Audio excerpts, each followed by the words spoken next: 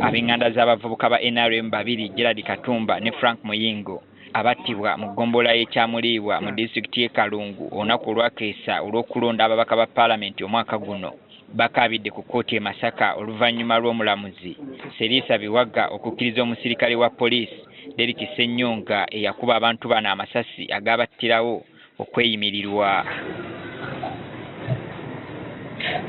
Baabalala babiri Yefa Sennabulya ne Isima Kasozi Mukama yababikkako akasubi ne basimattuka.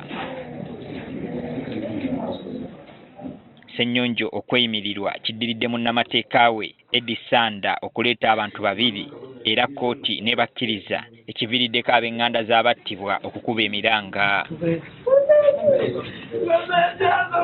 Wano poliisi eyitiddwa okufulumya ab'enganda bano mu kisenge omutuuziddwa kkooti. Ssennyonga yatwalibwa mu kkooti nga kigambibwa nti yatta wamu n'okulumya abavubuka ba NRM kyokka gye buvuddeko omusango gwakyusibwa era kkooti n'emuvunaana gwa bulagajjavu obwaviirako abavubuka bano okufa.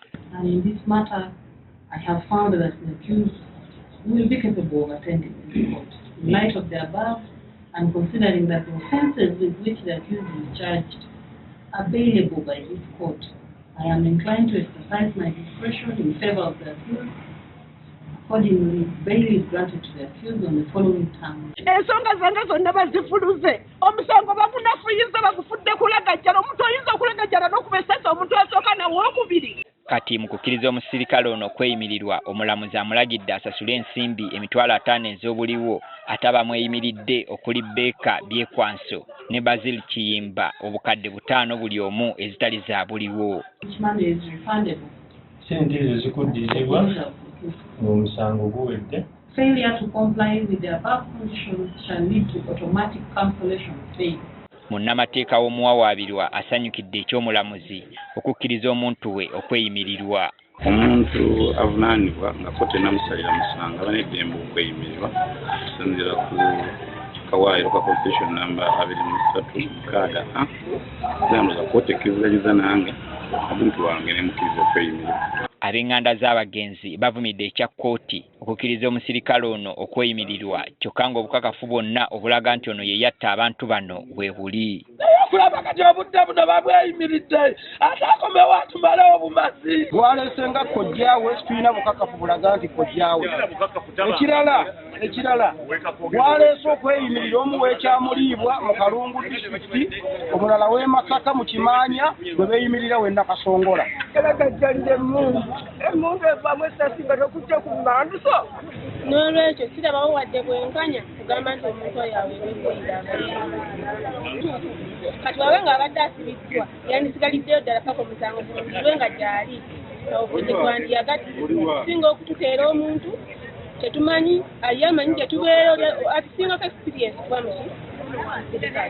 Helen Nakeya eyali yeesimbyewo ku kkaadi ya NRM okuvuganya ku kifo ky'omubaka omukyala wa disitulikiti y'e Kalungu naye avumiridde ekikolwa ky'omulamuzi ono okukkiriza eky'omusirikale eyamuttira abawagizi be okweyimirirwa. Buli kintu kyonna bakivuluza musango basoose ne bagunafuya. Twasooka ne batulipootinga mu madda ne bagujja mu madda ne baguteeka mu kulagajjala. Ne basooka ne banafuya omusango basobole okweyimirira omusibe. Banaye tusaba kuyambibwa mwene ensonga. Titwakola bubi kuwagira ekibiina ky'NRM oli yalekawo kkaadi n'asigala n'emmundu. Embiranye mu kalulu kano yali wakati wa Helen Nakeya muna NRM ne minisita w'amazzi Aisha Sekindi eyali azze ku bwannamunigina ng'omusirikale ono eyakuba abantu amasasi yali mukuumi we. Analiwo minisita Aisha Sekindi abaana abawo nabo baamulaba naye mukuluga yaliwo mukuluga eyo n'omukuumi we ng'ali mu maaso n'asalako abaana nga bagenda ogoba appointment letters n'abasasi n'agamba batutegedde mu bakuba omukuumi we n'afulumutuka mu mmotoka mu maaso n'asasira amasasi.